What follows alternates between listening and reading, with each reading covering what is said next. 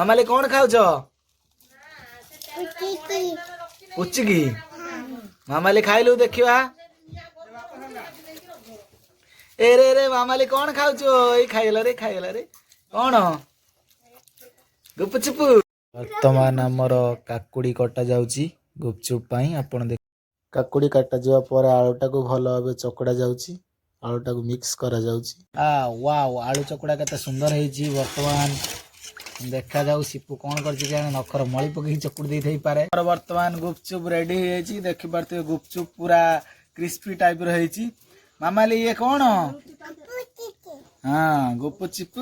ଆଉ ଦେଖନ୍ତୁ ପୁରା ଏକଦମ ପୁରା ଗୁପଚୁପ ମୁଁ ବନେଇଛି ପୁରା କ୍ରିସ୍ପି କଡ଼ମଡିଆ। ଆଉ ଇଏ ପୁରା ଆମର ଏଟା କଣଟା ଅଛି? ଏଟା ହଉଛି ଆମର ଖଟା ପାଣିଟା।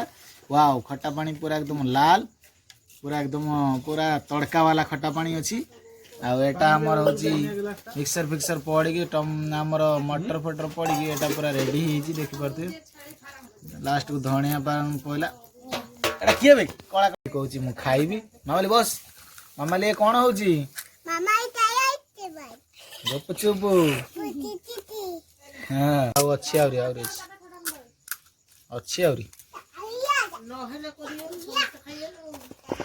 ହବ ଆଉ ବ୍ୟସ୍ତ କାହିଁକି? ଏତିକି ଖାଇସାରନ୍ତୁ ଆହୁରି ବା ଅଛି ତା ଦେହରେ ଘରେ।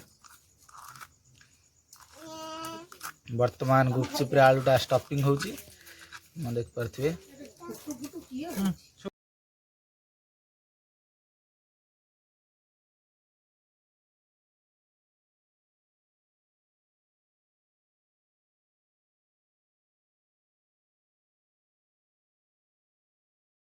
ପିଲାଟିକି ଦେଖନ୍ତୁ ବର୍ତ୍ତମାନ ସିଏ ଗୁପଚୁପ ଉଡେଇ ଦଉଛନ୍ତି।